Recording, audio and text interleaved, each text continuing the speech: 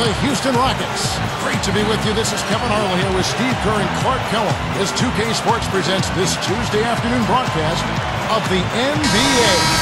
While we've got a chance here, let's now take a look at the starting lineups sponsored by State Farm. Someone we'll be keeping an eye on certainly today, Jeremy Lin. I think one of Lin's best attributes, Kevin, is his ability to score and finish through contact. You know, he's got deceptive strength to his lower body. He's able to maintain that balance in the paint even after he gets bumped and finish plays. Well, that balance you talk about with the added strength helps him defensively as well because he's underrated at that end. He might not have the size and reach to lock guys up, but he plays a very smart defensive game. And you know, guys, Caron Butler was a solid addition to the Clippers last year. He signed a 3-year deal, which was surprising given that he was coming off major knee surgery. But he gave the Clippers the outside shooting small forward that they needed. Well, he can shoot the three. We know that. But I'm not sure that he does. I mean, they weren't anywhere near him on that possession. Harden up top, guarded by Green. Shoots from 14. Harden's shot is good. And you mentioned Butler's outside shooting, Steve, important for the Clippers to be able to spread the floor with Paul and Clark and Blake Griffin. Yeah, Butler actually spaces the defense out and keeps them honest. So Paul is their pick-and-roll operator, and obviously Griffin gets it done in the paint. Here's Paul. James Harden picking up that last basket. Green kicks to Paul. Here's Jordan. Shot clock at 3. And the rebound goes to the Rockets. On the wing, Harden, guarded by Green. James Harden again. Well, you look at the Rockets head coach Kevin McHale in just his second full season as an NBA coach. Remember, he spent a couple of years as an interim coach for the Timberwolves when he was the GM. But really did a great job with that Houston club last season. That free throw good from Harden. And you mentioned McHale's tenure with Minnesota. 13 years as the general manager of the Timberwolves. Yet, Steve, unable to really build a consistent winner around the great pick of Kevin Garnett. Well, they had it going for a while, Kevin, when they had Marbury and Garnett. But then Marbury forced his way out with the trade, and Minnesota had a couple of good seasons after that, but then they really went in the tank.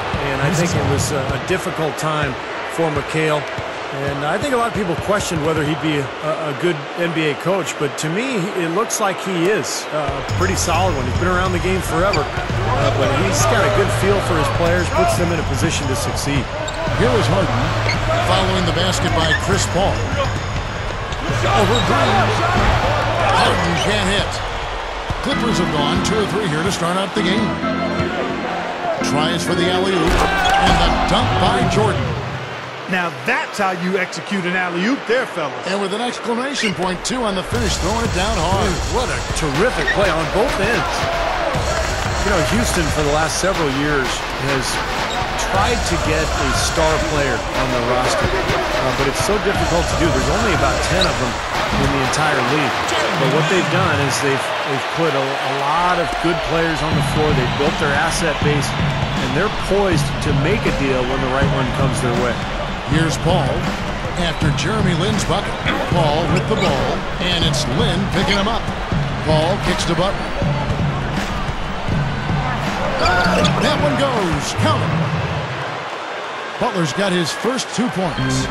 Kevin, great finish on the low block. I love it. Really, if you don't have a top 10 player in the league, you just continue to gather talent, and that's what the Rockets have really done.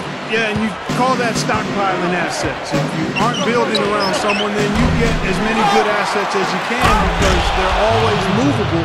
And I think Houston has done a nice job with that. They're in a position to add pieces or even trade for additional pieces now. And so it's Houston with it. The Clippers getting the bucket.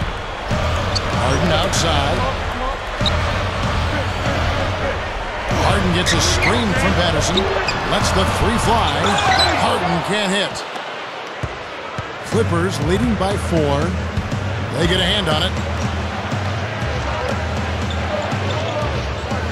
Green against Harden. Back to Paul. And a foul called on the shot. Got him on the way up that time, so he'll shoot 2 right here. And Chris Paul is so motivated to win with this Clipper team.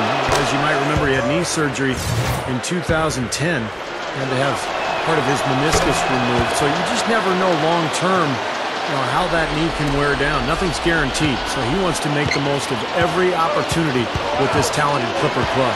Patterson passes to Lynn.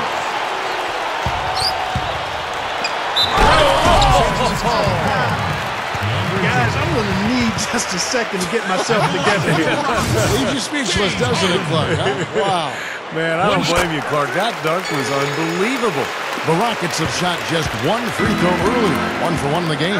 Man, a year ago, they converted about 78% of their free throws as a team, so pretty solid there. Success at the line just became contagious for them. A few guys got on a roll, and it carried over to the rest of the team. And Stevie talked about Chris Paul's motivation to win a championship while he's in his prime. Yeah, and he said even though he's close with LeBron and Carmelo and those guys, he never wants them to win a title because he wants to win it every year. He's a player who's focused on trying to get rings for himself, not his friend. Now here's Lynn. And out of bounds as the Clippers gain possession. Just got a little careless on that pass. They should be able to connect on those.